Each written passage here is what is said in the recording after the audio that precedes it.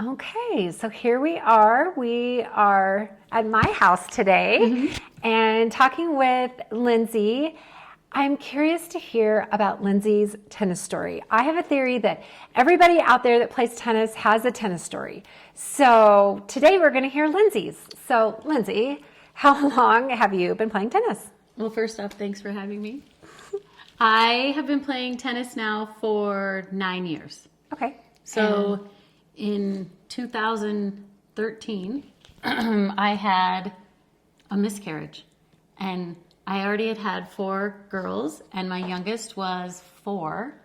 And I was like, oh, I am now entering a new phase in my life.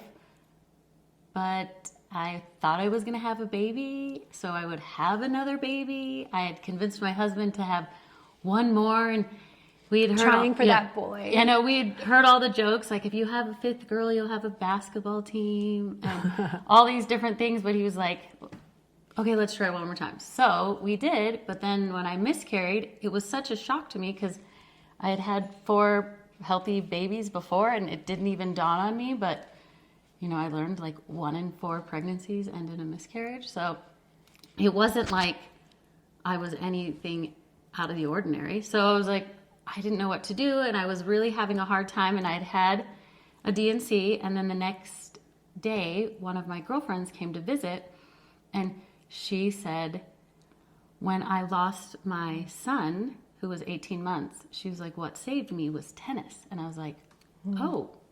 And she was like, do you want to come play? I'm like, sure. So I went, and I just went to this local high school tennis court. And when I was there, it was this neighborhood league. Like, it was a bunch of women who liked tennis, and some of them just practiced and played with each other.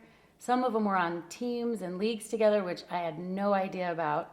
But I just started playing, and I had played racquetball in college, and then played when my husband and I went back. He went to get a master's, and so we started to play at the university again. And so Racquetball. Racquetball. Okay. And so I was like, oh, this is so fun. But I had taken a tennis class in college and learned like the rules. But when people started saying things like, oh, what do you like to play, forehand or backhand? I'm like, I didn't even know what that was. So I was like, just with tennis. With tennis. Okay. I didn't even know what that was. I knew how to win at racquetball, so I just asked enough questions and started doing little things like someone would say, I need a sub for a drill. And I was like, what does that mean? And then one day I was playing in this round robin format, and this lady said, what rank are you? And I was like, I don't know what you're talking about.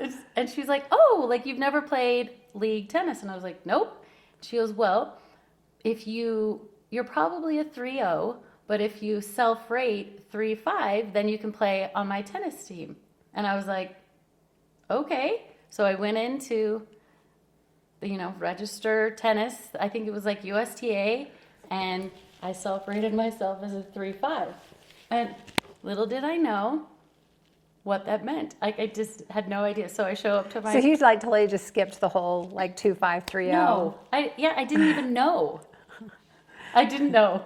And so I show up at this tennis club in, I think it was the North Richland Hills Tennis Club. Oh, yeah. Yeah. And it's like close to a freeway. And so I was like, oh, it was really easy to get to. I dropped my 4-year-old off at preschool, and where we lived in Texas, she went to school from like 9 to 2. So I was like, oh, this will work out just fine to play in this league match. And I get there, and I play with her in doubles. And I had played with her a handful of times in round robin. And she was really sweet. And the next thing I know, she says, oh, okay, great. Well, we now need you to play singles. And I was like, oh, okay. So I practiced at singles with my husband against him, and I was like, I don't even know what I'm doing.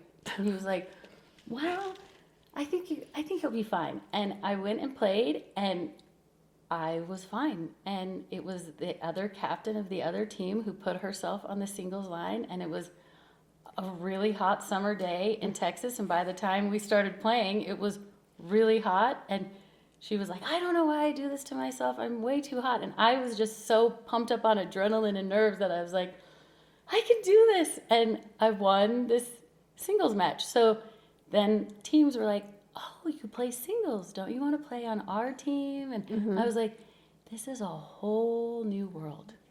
And so I was like, I kind of always stuck with the first girl who asked me to come and play tennis. And so she kind of brought me into the tennis world. And Gillian Ashton was her name. And I played with her as much as I could. And then her and her husband played against my husband and I whenever we could play. And the four of us just had a blast. And that was when I knew how much I loved mixed doubles. I loved playing with my husband. He's so athletic, and it was just, if he wanted to win, we were going to win. But the more and more I did like round robins and drills and women's leagues, I realized I do not play tennis the way people fundamentally learn how to play tennis. And then not too long after that, a year later, we moved to Utah, and I show up at Vasa. I know.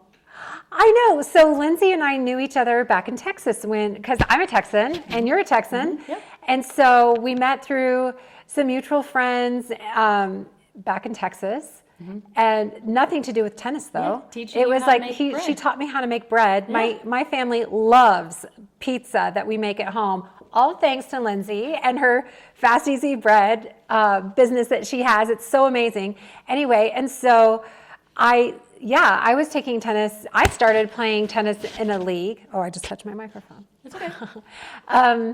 I started playing league here in Utah when I moved here because I was so nervous to play tennis. It felt intimidating to me. It felt like, oh, all the girls are tiny and beautiful and like, I don't know. It just felt intimidating. Like I didn't know what I was doing. I had always loved tennis. I admired tennis. My mom was a good player back in the day, but I just didn't. I just was intimidated. So when I came to Utah, I was like, oh, what the heck? I don't know anybody here anyway, so I might as well just play tennis. And so I did, and I loved it. And but then I walk into Vasa where I started playing, and I was like, Lindsey? I know. And she's like, country? I was like, I had no idea you even played. And so it felt like so fun to like meet a friend from Texas because I've been homesick, I think, ever since I've moved here. Like maybe through COVID, I started being like, oh, this is a good place to be. Yeah. But it took me a while. But so we kind of reconnected through tennis. Yeah. And, but I just love that, tennis can be a place of, to redirect your interest, like especially like you had a heartbreaking thing happen, miscarriage. How hard is that? And to have something like tennis, to have the community, to have the friendships, to have the place to put your focus. Like if you're on the tennis court, you really can't be thinking of other things outside of the white lines. You have to just stay right there on the tennis court. And that's what I found as soon as I started to show up, and if I was too scatterbrained or distracted, Guilty. I played horribly. So I realized if I was going to be on the court, it was going to have my 100% attention. And so I had to like eliminate distractions. Like there were times where I would show up and I would leave my phone in the car, and even if it was just fun round robin, I didn't want people to feel like they were wasting their time Exactly. when I was playing with them. Right. And it was actually one of those things that helped me get to my daughter's preschool on time. I would drop her off 15 minutes before any match would start, and I was always fine. And it was right across the street where we would play at the high school from where she went to preschool. And, That's so nice. And then women started inviting me to go to lunch, and I was like, oh my gosh, this is so much fun. There's like a whole world of women who love this sport that I really started liking, like figuring out strategy and figuring out what, like playing to my strengths. And then I also started to realize I had to figure out how to hide some of my weaknesses. And one of my biggest weaknesses was I did not know how to serve. Like I did not know how to serve at all. So I started figuring out how to just place my serve. And then I was like, I'll work on power later. And so I got to the point where I was like, okay, I I can place the ball wherever you need me, doubles partner, so tell me where to do it. But then it was like, oh, in singles, I was starting to get burned where, I would place it, but it was too soft. Even my second serve was too soft. So then I started working on, okay, I need to get my first serve more power. Instead of worrying about making an error on the first serve, I just started like hitting it harder. And I was like, and that has really helped me focusing on the things that I was good at and working on my weaknesses outside of like match play. Like I was like, so I would take drills or take round robin, and I would just try to find one thing to work on that day. And it was not double faulting. Like I remember like an entire year where anytime I went to a round robin, I was like, I'm just not going to double fault. And then it was like, oh, it's okay if I miss my first serve because I'm trying to hit it harder, and then would place it on the second serve. Such a good idea. I know. Yeah. So it took a while for me to figure out that. I do remember the first time I ever got like a pro was watching, and it was essentially this team at Vasa wanted to figure out who were our strongest players and matchups and stuff. And this pro videoed us, and he ranked everybody. And I missed this one. I was on the bottom of the list because he said, I think his phrase he used was, she's athletic, but she does not have good technique. And I was like, okay, fair. And it was totally true. Like I did not have good technique. So then I started finding pros who would say at the beginning of a lesson, like, hey, is there something you want to work on? And I'd say, my technique. And they're like, oh, well, let's start with your grip. And I'm like, why are you moving my hand around these? I was like, I didn't even know what it was called. Like, continental and eastern and western, and I was like semi-western. Yeah, I didn't know any of that. So those little things that I started to pick up, and I will never forget Gillian though. The first year I would show up wearing like random stuff, and one day she was like, hey, I have some skirts that I don't wear anymore, and she gave me these Lululemon skirts, and I was like, these are the greatest things ever. Right? And then a few years later, Cautry gave me these Lululemon sports bras, the greatest thing ever. Like, and I started like, oh, some of the things that I wear help with other things that I was struggling with. Like, I don't know, these girls were just flying all over the place. They just were. And finally, when I started wearing those sports bras, I was like, oh, I didn't have to worry about that. Yeah. It was just one more thing I didn't have to worry about. And then random stuff, I went into this tournament and I did this game at the beginning with the pro, and I won a racket. And so that was like, we went through this fun drill game, and by the end of it, he was like, okay, you won, Lindsey. And he handed me a racket. And I was like, oh, I guess my Walmart Wilson racket isn't as good as I thought it was, because I started playing better when I had a better racket. Right. And when I moved away, he was like, hey, I have another one of those rackets. Do you want another one? And I was like, That's oh, so nice. I know. So I was like, I didn't realize finding people who love the sport and pros who wanted to teach was so imperative to me, like progressing in tennis.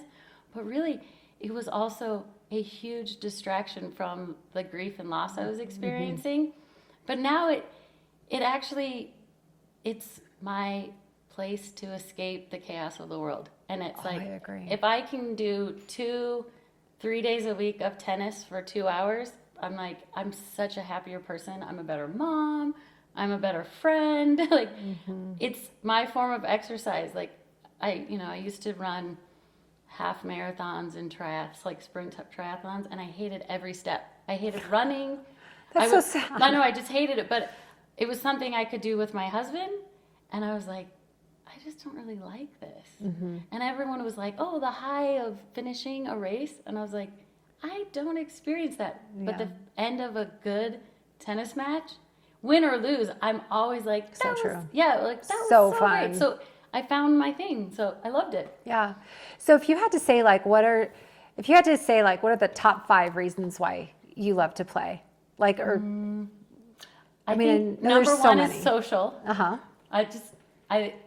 I love the people that I play with, even the hard opponents, or even the difficult, the there's just always going to be people who are a little difficult, but the friendships I've made and the people that I get to play against, and then I see a few months later, I'm like, oh my gosh, I've missed you. Like, they've become some of my closest friends. And one time, Katri and I even played on a world team tennis, and we got to go to nationals, and that was just so fun. So I would say first was social, second was the competitiveness of it, and probably the third one is the exercise, and then fourth would be I really started to like pay more attention to myself. Like, I used to always say, oh, people who take too much time for themselves are selfish, and then I learned self-care isn't selfish, and so I started implementing tennis as my self-care thing. I love that. I love that. I actually haven't heard that reason before, and I love that. And so and then probably the fifth one is I like wearing skirts.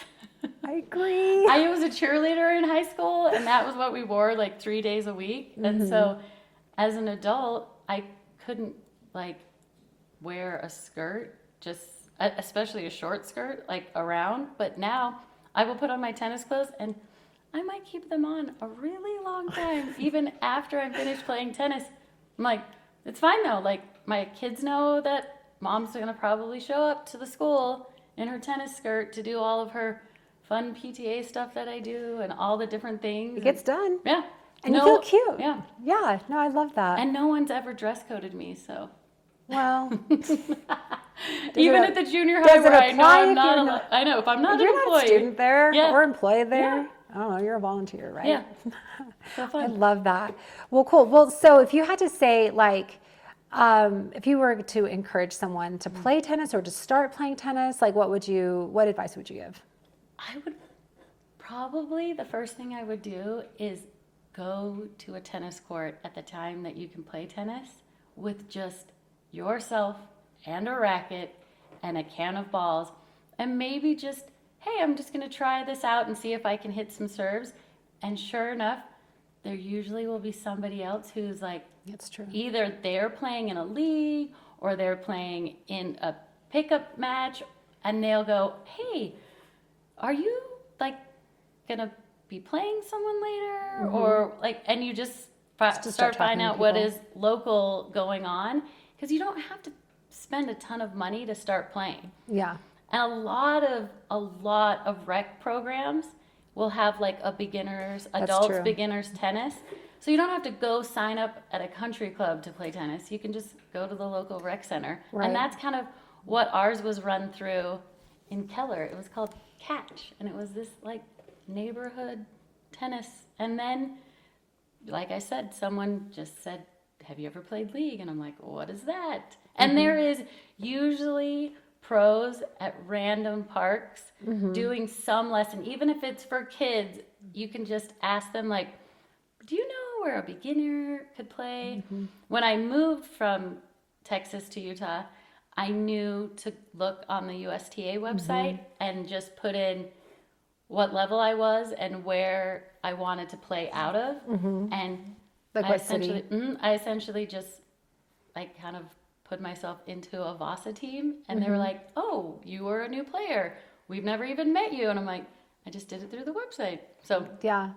I know that USTA has been having a new to tennis class that you can even start off. I think that they don't even charge you for the first few classes. Oh, good. You can just try it out and see if you like it. It's competitive. It can be, but it also is wonderful. Like if you are, if you're there for social, for exercise, for some mental discipline, you can get that.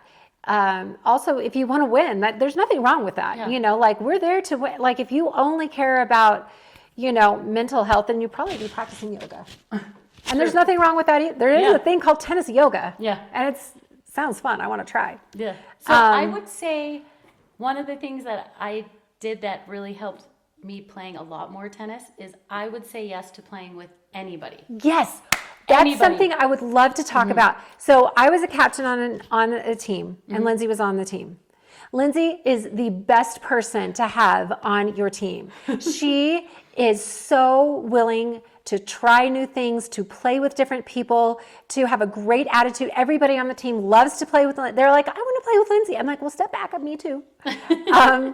But, when you bring that to a team, that willingness to play with anybody, to try new things, to play on any line, to do, that kind of can-do positive attitude, you are such an asset to a team. Lindsey is an asset to any team she's on because she's got a great positive way of approaching the court and the game. A great positive way of dealing with your partners. Even when it's as frustrating, we haven't won every single match we've played, but yet you finish the match and you're like, that sucks, and then you're like, okay, but I got to play with my girl, like it was fun, and we're just trying stuff. We win most of the time, though. We do win a lot, but I don't know why we don't get to play more. It's because I'm not captain anymore. I know, it's true. Dang it. Yep. But anyway, so if anyone out there is interested in playing tennis or learning more about tennis, follow our journey. We will take you along the ride. It's a great one. Tennis is a wonderful place to be. You get to meet great friends. You get to wear cute clothes. Yeah. You can travel with tennis. There's a community that's worldwide for you to embrace and explore and have a wonderful time with. So follow along with us as we take you to cool places, wearing cool clothes, and having a ball. So thanks for joining me today, and Thanks for having me. we'll have more of this going forward. So